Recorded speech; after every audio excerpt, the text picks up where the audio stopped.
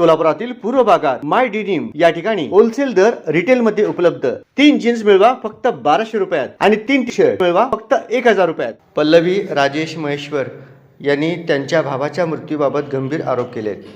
त्यांच्या म्हणण्यानुसार हरीश भास्कर बंडी यांचा मृत्यू संशयास्पद असून तो आजारपणामुळे झालेला नसून इतर कारणामुळे झाल्याचा आरोप त्यांनी केलाय।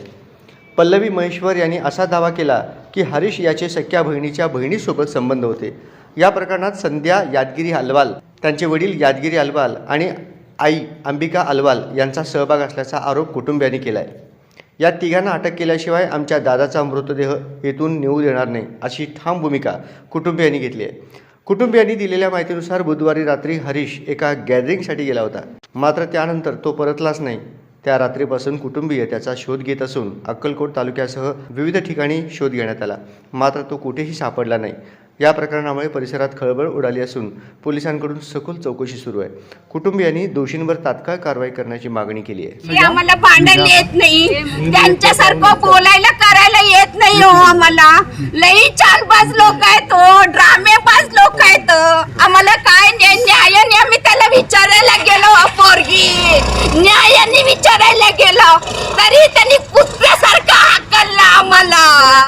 वंदना प्रभाकर बंडी, मी माझा मुलगा जाऊचा मुलगा, 2 नंबर जाऊचा मुलगा आणि मोठ्या जाऊच्या सून, त्यांचीच बहीण स्वतः तिनेच माझ्या पोराला आज असं केली।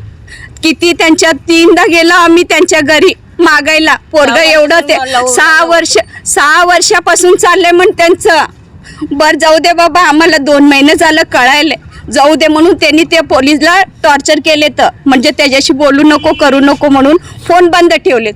फोन बंद ठेवल्यावर त्याचं डोकं सरकलंय। फोन बंद ठेवल्यामुळं त्यांनी आम्हाला घरात सर्वांना सांगितलं हे असं मॅटर आहे, आम्ही या लॉजला गेलो, आम्ही त्या लॉजला गेलो, तिच्याबरोबर आम्ही नवरा बायको सारखं राहिलो। आम्ही त्याचं डोकं पूर्ण यूज केली, त्याचे पैसे सर्व यूज केली। आमची मोठी सून तिने पण सत्यानाश केली, त्या पोराला यूज केली आणि दुसऱ्याला परत बघायले तिला परत दुसऱ्याला पण बघायले त्यांनी आता त्याला यूज केली। संध्या यादगिरी अलवाल या पोरीनं माझ्या मुलाचा जीव घेतला। आता तिला काय केल्याशिवाय मी राहणार नाही। कोण काय करते बघते मी, बघते त्यांचं आज लग्न आहे त्यांच्या घरात, त्यांचं आग लावल्याशिवाय राहणार नाही मी। पहिला त्यांच्यावर असं पोरी परत पुन्हा एकदा असं पोरी करू नये पोरांना, म्हणजे ते काहीतरी उपयोग करावं ते कायद्याने त्या पुरीला काहीतरी करावं, म्हणजे दुसरी पोरगी परत एकदा त्या पोराशी तसं करणार नाही। एवढा शिकलेला पोरगा त्याचं माइंड तेवढं हे केली तिने। संध्या अलवालवर गुन्हा दाखल केला, आम्ही इथून बॉडी अजिबात घेऊन जाणार नाहीच, काय व्हायचं ते होऊ दे।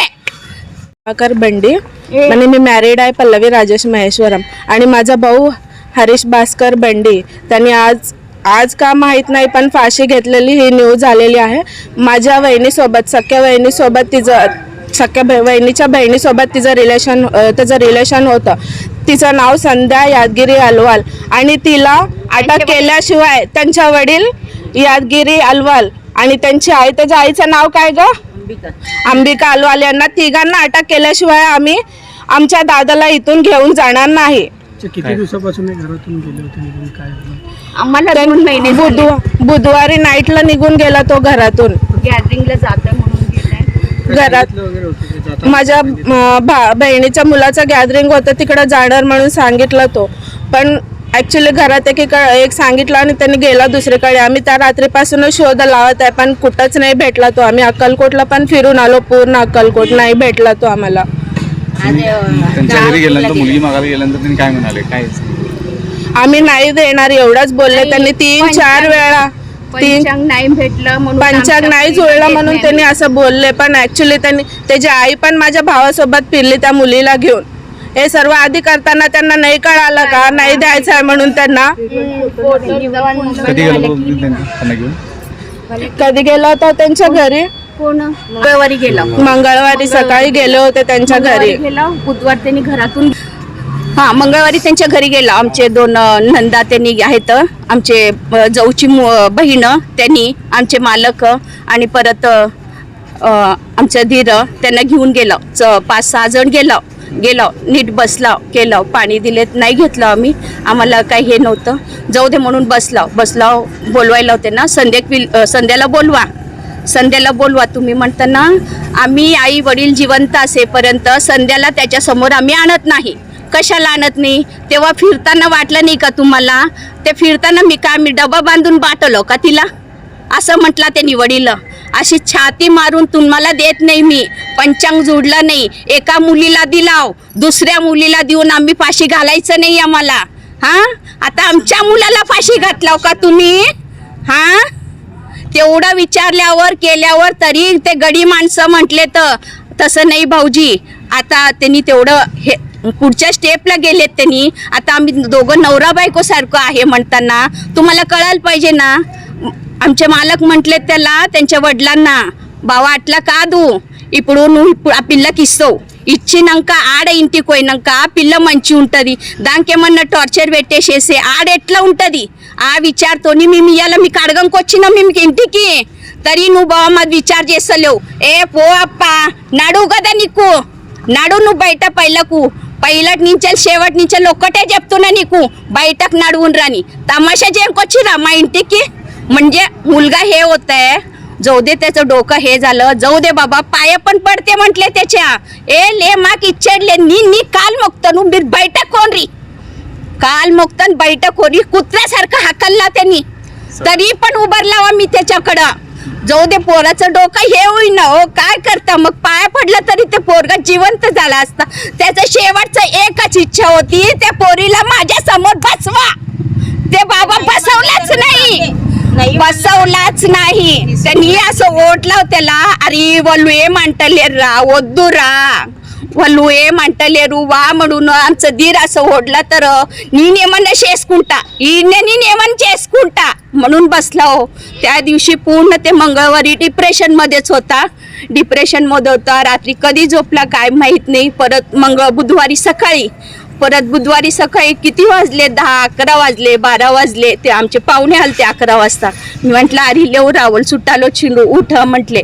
पाहुणे आले तू उठ थोडं म्हणताना त्यांचे काका ब्लँकेट काढले तरी त्यांनी उठला नाही.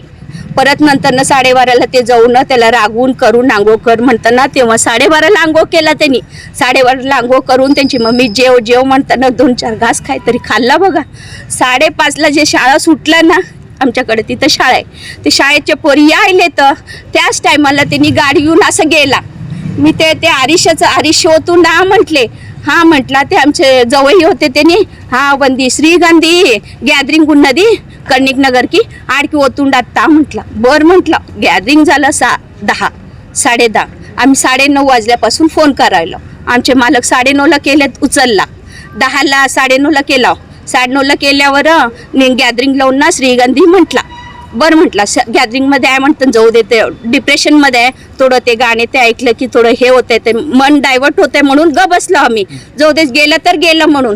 परत 10 वाजता परत फोन आमच्या जावईला फोन केले. हरिशाड कोचिंडा म्हणताना ले आता रालेडू वडू म्हटले. रालेडू म्हणताना मग आम्हाला थोडं टेन्शनच आलं, कारण डिप्रेशनमध्ये होतं पोरगं, काहीतरी करेल म्हणून आम्ही तेच.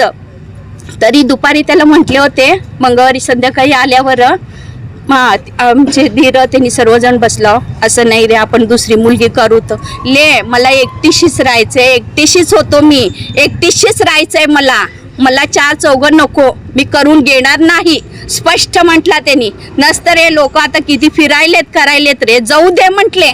नाही ऐकलं हो पोरगा, नाही ऐकला, अजिबात नाही ऐकला बघा. त्यानंतर तुम्ही बेपत्ता झालेली देखील तक्रार हो ना, तेच ना, हो दाखल केलेला आहे बघा. ते 10 वाजता केलं आम्ही. आता 10 10:30 वाजले, फोन उचले ना, स्विच ऑफ यायलं मोबाईल स्विच ऑफ यायलं म्हणताना आम्हाला टेन्शनच आलं, कारण डिप्रेशनमध्ये होता पोरगा. त्यांनी नाही म्हटले तर पोरगे फक्त त्याचं शेवटची एकच इच्छा होती, तिच्या तोंडून मला ऐकवा, फक्त तिच्या तोंडून मला ऐकवा. तिने मला प्रॉमिस केली, मी तुझ्याशिवाय बाबा कोणाला करून घेत नाही म्हटली तिने. त्याच्यामुळं त्या प्रॉमिससाठी तिच्या घरापर्यंत 4 वेळा गेला आम्ही. 4थ्यांदा त्यांनी कुत्र्यासारखं हाकलला आम्हाला. कुत्र्यासारखं. अच्छा, आता तुमची हा. मागणी काय असणार आहे? काय काय मागणी आहे? मागणी काय नाही, तेवढंच आमच्या त्या पोरीवर गुन्हा दाखल त्यांच्या आई वडिलांवर, त्या पोरीवर. परत एक ती पोरगी परत तसं करणार नाही, तसं तिने आयुष्यभर. ही पोरगीच नाही, कुठली पण पोरगी असं पोराला फसवणार नाही. हा, काय ते कायदेशीर गुन्हा करायला पाहिजे. नाहीतर मी जाते आता त्या पोरीला काय तर करून येते त्या मंडप मध्ये जाऊन. हा लग्न आहे का त्याचं? हा, लग्न आहे, त्याच्या भावाचं लग्न आहे. भावाचं लग्न आहे आज. त्याच्यामुळे बघा तिथं बसली तिने, धिंगाडा घालायली तिने. माझा पोरगा गेलाय तर कोण आणून देणार त्याला? आ, तेवढं सांगितलं हो त्याला, जाऊ दे रे, ती नाही दुसरी रे म्हणताना बायोडेटा काढलं. पोरगीला पत्रिका पण आहे हो, आलंय एक स्थळ पण आलंय, आरिशा आलंय रे मंगळवारी तिथून झाल्याबरोबर अर्धा तास मध्ये बायोडेटा काढलं. बुधवारी सकाळी पत्रिका पण आलंय एक. हरीशा टीचर उन्नद्रा टीचर आहे तिने. बघा किती चांगलं आहे, एवढं शिकलेली पोरगी आहे, एवढं सुंदर आहे. जाऊ दे रे, गेलं तर गेली म्हटली. खाली इथं आम्ही बोलायला, आमच्या साहेबांनी मी बोलायला, वरून ऐकायला त्यांनी, हा आमची काकू करती का काय परत दुसरं लग्न. झालं 5:30 वेळेला गेलेला, आलाच नाही. हा, आलाच नाही. 10:30ला फोन, 10:30 झाले, 10:30 11:15ला काहीतरी फोन स्विच ऑफ झालं. आणि आम्ही रात्रभर हिंडतच, आमचा मुलगा, आमचे दिन कोण येईल त्यांनी सर्वजण हुडकायले तर पोरगी म्हटली, मोठे मिलाशीने मला जातो म्हटला ना त्यांनी. जाऊ दे, 9 ते 12 गेला असेल त्यांनी. 12च्या पुढं तर येईल म्हणून 12 वाजले, 12:30 वाजले, 1:30 वाजले, अरे सकाळचे वाजले. कशी माहिती मिळाली? हा, आज म्हणजे बघा, आम्ही परवा गुरुवारी अक्कलकोटला जाऊन फिरून आलो. ते लास्ट लोकेशन अक्कलकोटला काहीतरी दाखवलेत म्हणताना अक्कलकोट पूर्ण कार घेऊन सर्व फिरून आलो. दोघं इकडं दोघं तिकडं सर्व हिंडून आलो, बघून आलो. तिथं नाही भेटला, आलो परत घरी. परत आज काय म्हटले तर काय, आम्हाला आमचे मालक रात्रीपासून म्हणाले तर गाणगापूरला जातो. सोलापूर शहरातील गीता मंदिर देवस्थान ट्रस्टच्या वतीने भगवान श्रीकृष्ण मूर्ती प्रतिष्ठापनेच्या 25व्या रौप्य महोत्सवी वर्षानिमित्त भव्य धार्मिक कार्यक्रमाचे आयोजन करण्यात आले आहे. या निमित्ताने श्रीमद भागवत कथा ज्ञान यज्ञाचे आयोजन करण्यात आले असून हा कार्यक्रम शुक्रवार दिनांक 20 फेब्रुवारी 2026 ते गुरुवार दिनांक 26 फेब्रुवारी 2026 या कालावधीत संपन्न होणार आहे. कार्यक्रमाची सुरुवात शुक्रवार दिनांक 20 फेब्रुवारी रोजी सायंकाळी 7 ते 9 या वेळेत होणार असून पुढील दिवसांमध्ये सकाळी 7 ते 9 आणि सायंकाळी 7 ते 9 या वेळेत कथा प्रवचन होणार आहे. या श्रीमद भागवत कथेसाठी पूज्य श्री श्री श्री माता शिवानंद सरस्वतीजी, श्री शिवचैतन्य माताजी या तेलुगू भाषेतील प्रवचन देणार आहेत. हा धार्मिक सोहळा गीता मंदिर देवस्थान, गेंट्याल टॉकीजवळ सोलापूर येथे आयोजित करण्यात आला आहे. भाविकांनी मोठ्या संख्येने उपस्थित राहावे असे आवाहन देवस्थान ट्रस्टच्या वतीने करण्यात आले आहे.